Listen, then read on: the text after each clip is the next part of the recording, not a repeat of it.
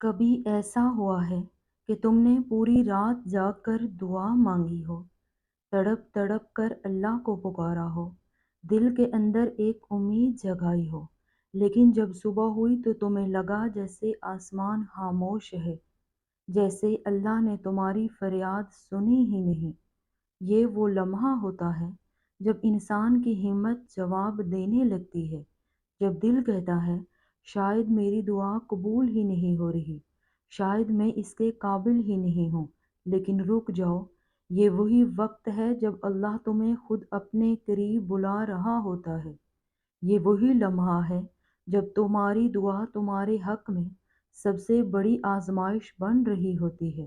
یاد ہے حضرت یونس علیہ السلام کا واقعہ؟ وہ اللہ کے نبی تھے، لیکن جب وہ اپنی قوم سے ناراض ہو کر چلے گئے تو انہیں مچھلی کے پیٹ میں ڈال دیا گیا۔ اندھیرا ہی اندھیرا، سمندر کی تہ، مچھلی کا پیٹ اور تنہائی کی گہرائی، وہاں بھی انہوں نے صرف ایک دعا کی۔ اللہ نے سنا، دیر سے سہی مگر کیسا شاندار انجام دیا۔ تو جب تم بار بار دعا مانگتے ہو اور اللہ خاموش رہتا ہے تو سمجھ لو یہ خاموشی انکار نہیں، تربیت ہے۔ یہ دیر نہیں، رحمت کی علامت ہے۔ تمہاری دعا کبھی ضائع نہیں ہوتی۔ تمہاری روتی آنکھیں دیکھ کر اللہ تعالیٰ کوئی نہ کوئی راستہ ضرور نکال دے گا۔ جو دعا ابھی تک قبول نہیں ہوئی، اس کا مطلب یہ تو نہیں کہ وہ کبھی قبول نہیں کی جائے گی۔ سنو، جس پکار کا جواب ابھی تک نہیں دیا گیا، مایوس نہ ہو جانا کہ اس پکار کو کبھی نہیں سنا جائے گا۔ وہ اپنے بندے کی تڑپ اور تکلیف کو کبھی ضائع نہیں کرتا۔ تمہارا صبر اور گرتے آنسو اور مسلسل اسی سے مانگنا ہی تو وہ تمہاری دعا کی قبولیت کا ذریعہ بنا دیتا ہے۔ ہو سکتا ہے وہ صبر آزما رہا ہو، وہ دیکھنا چاہتا ہو کہ میرا بندہ مایوس تو نہیں ہو جاتا۔ جب بے بسی کے ساتھ جولی اس کے در پر لے جاتے ہو تو وہ کیسے نہیں سنے گا، کیونکہ اللہ خود فرماتا ہے مجھ سے مانگو میں قبول کروں گا۔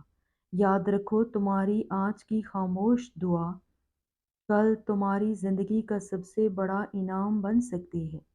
تو صبر کرو، یقین رکھو اور اپنی دعا کو کبھی مت چھوڑو۔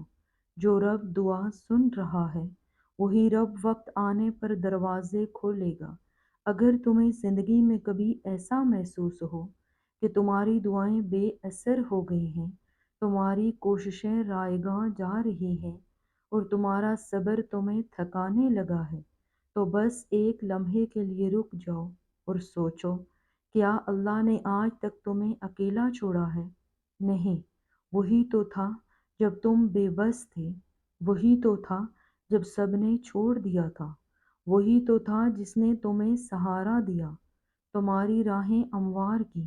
اگر تب تمہیں اکیلا نہیں چھوڑا تھا تو اب کیوں چھوڑے گا؟